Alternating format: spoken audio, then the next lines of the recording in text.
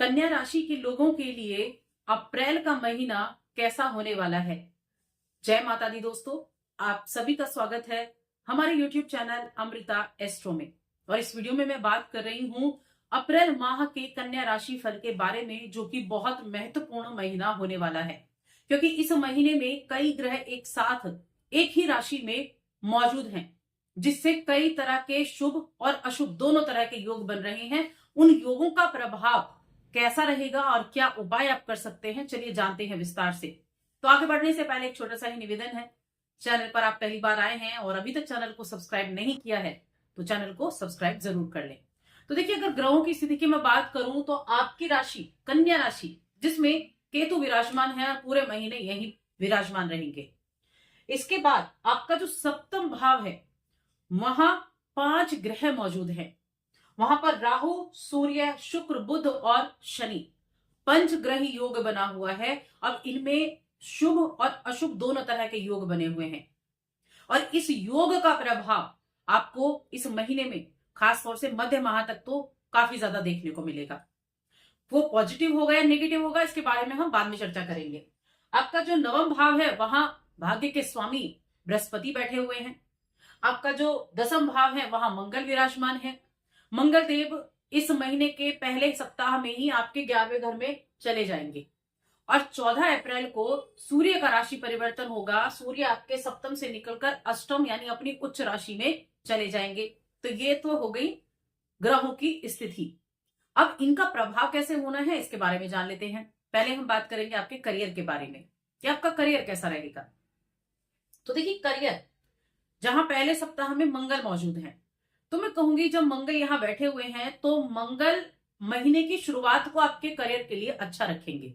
नौकरी करने वाले लोगों के लिए अच्छी स्थिति रखेंगे, क्योंकि आपके पद में ये बढ़ोतरी लेकर आएंगे। पद में बढ़ोतरी होगी और साथ में इनका गोचर हो जाएगा पहले सप्ताह में ही आपके 11वें घर में। और आपके छठे घर के स्वामी शनिदेव सप्तम में बैठे हैं, साथ में और भी ग्रह बैठे हैं। तो 5 ग्रह एक साथ सप्तम में बैठना थोड़ा सा यहां उतार चढ़ाव की स्थिति लेकर आता है। अब एक तो जो जिनका व्यापार है, जिनका बिजनेस है, अपना खुद का काम है, उनके लिए मैं कहूंगी उनको इस महीने खास तौर से मध्य माह तक ज्यादा सावधानी रखनी है, क्योंकि ये जो 5 ग्रह एक साथ बैठे हैं ना, ये थोड़ा उथल पुथल करने वाले हैं। और ये ऐसा नहीं है आपके जीवन में ही ये हर एक चीज में उथल पुथल करेंगे। तो ये क्या करेंगे, सप्तम में बैठकर इनके साथ शनि भी मौजूद हैं, तो नौकरी कर रहे हैं तो उसमें भी उतार चढ़ाव की स्थिति बनी रहेगी, क्योंकि छठे घर के स्वामी हो गए ना। और साथ में आपके दसम भाव के स्वामी बुध देव, वो भी नीच अवस्था में बैठे हुए हैं। आपकी राशि के स्वामी बनते हैं, वो भी नीच अवस्था में बैठे हुए हैं। तो ये थोड़ा सा उतार चढ़ाव की स्थिति लेकर आएंगे आपकी जॉब में, आपके व्यापार में। लेकिन उन चुनौतियों को आप पार कर पाएंगे।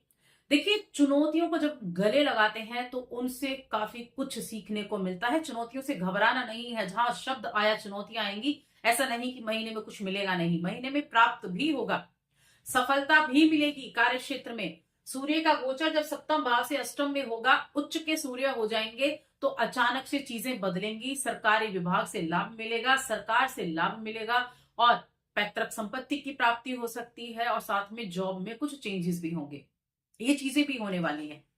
लेकिन सावधानी बहुत जरूरी है। जब उतार चढ़ाव की स्थिति आए, चुनौतियां आए, तो उनसे घबराना नहीं है, उनसे लड़ना है, निपटना है और उनसे पार भी आपको पहुंचना है। देखिए, मंगल यहां से आपके 11वें घर में जाएंगे। तीसरे घर के स्वामी जब 11वें घर में जाते हैं, बेशक वो नीच पे हो जाएंगे, लेकिन आमदनी को बढ़ाने का कार्य करेंगे। और यहां से इनकी दृष्टि उच्च की दृष्टि होगी पंचम पर। तो शेयर मार्केट में भी आप अपना भाग्य आजमा सकते हैं। शेयर मार्केट से भी आपको लाभ मिलता हुआ दिखाई देगा। तो वहां ये स्थितियां भी रहेंगी। अब देखिए, इस समय कुछ चीजें जो ध्यान रखनी है, किसी भी नए काम में हाथ डालने से बचना है। कोई भी नए काम की शुरुआत नहीं करनी है और जिस तरह से भी समस्याओं से बचा जा सके उस तरह समस्याओं से बचें। साझेदारी यानी अगर आप पार्टनरशिप में बिजनेस करते हैं तो बीच में बिल्कुल कम्युनिकेशन गैप ना आने दें, एक दूसरे पर विश्वास करके चले, तब अच्छा रहेगा, क्योंकि सावधानी बहुत जरूरी है। व्यवसायिक कोई भी मुद्दा है, विचार विमर्श करके चले। ये छोटी छोटी सी बातें, इन पर ध्यान रख लिया तो महीने में बहुत अच्छा भी रिजल्ट आपको प्राप्त होगा। लेकिन कहते हैं ना कि अशुभ योग तो बना है, 5 ग्रह तो एक साथ है, इनमें पिशाच योग भी है, बुधादित्य योग भी है, लक्ष्मी नारायण योग भी है, तो इन योगों का प्रभाव तो रहेगा मध्य माह तक ज्यादा, क्योंकि सूर्य अष्टम में आ जाएंगे तब स्थितियों में परिवर्तन होगा, वो उच्च के होंगे, और बुध और शुक्र भी ये भी वक्री से मार्गी हो जाएंगे, तो वहां भी परिवर्तन होगा। तो खास तौर से मध्य माह के बाद व्यापार में भी स्थितियां थोड़ी सुधार होती हुई दिखाई देंगी। अब अगर आपकी हम आर्थिक स्थिति की बात करें कि फाइनेंशियल कंडीशन इस महीने कैसी रहेगी, तो देखिए गुरु बृहस्पति का बहुत बड़ा सपोर्ट आपको मिलेगा, और मंगल का भी। गुरु बृहस्पति जो आपके भाग्य भाव में बैठे हैं और काल पुरुष कुंडली में भाग्य के स्वामी है, देखिए उनकी दृष्टि कहां जा रही है, उनकी पंचम दृष्टि आपकी राशि पर जा रही है, और सप्तम दृष्टि कहां जा रही है, आपके तीसरे घर पर, और नवम दृष्टि आपके 5वें घर पर। शेयर मार्केट से लाभ होगा, आपके लिए इंप्रूवमेंट का काम करेंगे ये जो सभी ग्रह यहां देख रहे हैं आपकी राशि को, तो गुरु उन चीजों को ठीक करने का प्रयास करेंगे। मंगल तीसरे के स्वामी होकर 11वें में बैठे हैं, आमदनी को बढ़ाने का काम करेंगे, तो आमदनी में भी बढ़ोतरी होती दिखाई देगी, और मध्य माह के बाद लाभ भी मिलेंगे आपको। मंगल महाराज आपके लिए आमदनी में बढ़ोतरी करने का प्रयास करेंगे, यात्राओं से भी लाभ दिलाएंगे, यात्राओं का भी लाभ इस आपको देखने को मिलेगा। अचानक से परिवर्तन, अचानक से धन लाभ भी हो सकता है, अचानक से लाभ मिल सकता है, ससुराल पक्ष से लाभ मिल सकता है, क्योंकि अष्टम भाव तो ससुराल पक्ष का भी है जहां सूर्य जाएंगे, तो स्थितियां बहुत अच्छी रहेंगी, फाइनेंशियल कंडीशन आपकी ठीक ठाक रहने वाली है। उसके बाद हम बात करते हैं आपकी हेल्थ की। तो देखिए हेल्थ की अगर हम देखें, सबसे पहली चीज तो आपकी राशि के स्वामी नीच के होकर बैठे हुए हैं, कहां, सप्तम भाव में, और पंचग्रही योग बना हुआ है, तो हेल्थ थोड़ी प्रभावित होती हुई जरूर दिखाई दे रही है। हेल्थ प्रभावित रहेगी, हेल्थ का थोड़ा सा ध्यान आपको रखना है। कुछ ऐसा रोग प्रतिरोधक क्षमता कम रहेगी, कुछ संक्रमण हो सकता है, किसी तरह का इन्फेक्शन वगैरह हो सकता है। लेकिन जब यहां से सूर्य का राशि परिवर्तन हो जाएगा आपके अष्टम भाव में, और बुध की भी और शुक्र की स्थितियों में परिवर्तन होगा, तब थोड़ा राहत आपको मध्य माह के बाद देखने को मिलेगी।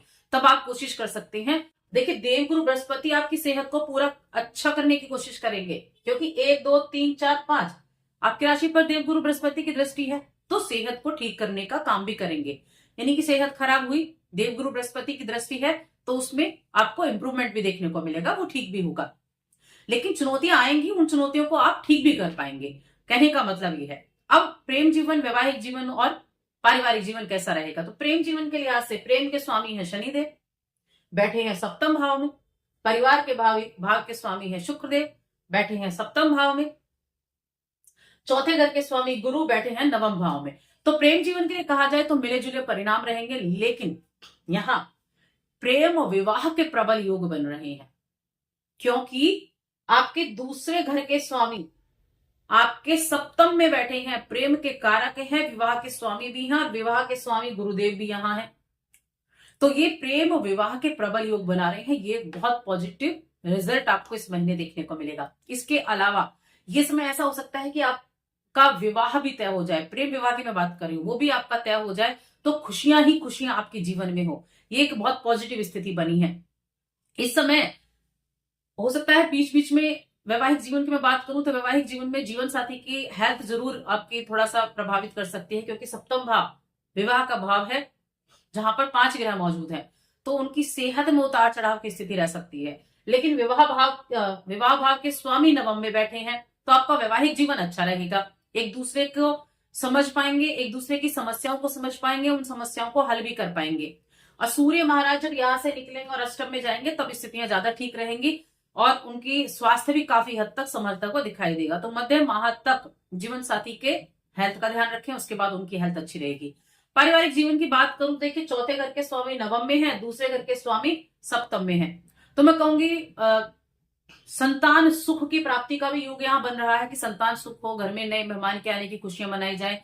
और गुरु क्योंकि आपकी राशि को पूर्ण दृष्टि से देखेंगे, तो अनुकूल स्थितियां भी रहेंगी, थोड़ी राहत की सांस मिलेगी, अपने रिश्तों को आप सुधारने का कार्य करेंगे, कुटुंब को आप अच्छे से सुधारने का कार्य करेंगे, यानी कि अगर कुछ तरह का विवाद चल रहा था तो उनको ठीक करने का प्रयास करेंगे। हाँ, छोटी मोटी समस्याएं बनती रहेंगी, क्योंकि मंगल पहले सप्ताह में चौथी दृष्टि से यहां देखेंगे, उसके बाद आपके दूसरे घर को देखेंगे पहले सप्ताह के बाद, तो थोड़ा उतार चढ़ाव रह सकता है, लेकिन ओवरऑल देखेंगे तो ठीक है। उपाय आपको जरूर करने हैं। अब स्टूडेंट्स की मैं बात करूं तो देखिए, सप्तम के स्वामी शनिदेव हैं, जो आपके 12वें सप्तम भाव में बैठे हैं, पंचम के स्वामी, शिक्षा के स्वामी, और गुरु यहां बैठे हैं। हायर एजुकेशन के लिए अच्छा है, विदेश जाने के लिए अच्छा है, बच्चों के लिए भी यहाँ शिक्षा के संबंध में थोड़ा पहला सप्ताह छोड़कर बाकी जो महीना है वो अच्छा रहेगा। उपाय की बात कर लेते हैं, क्या उपाय आपके लिए अच्छे हैं, क्या उपाय आपको करने चाहिए।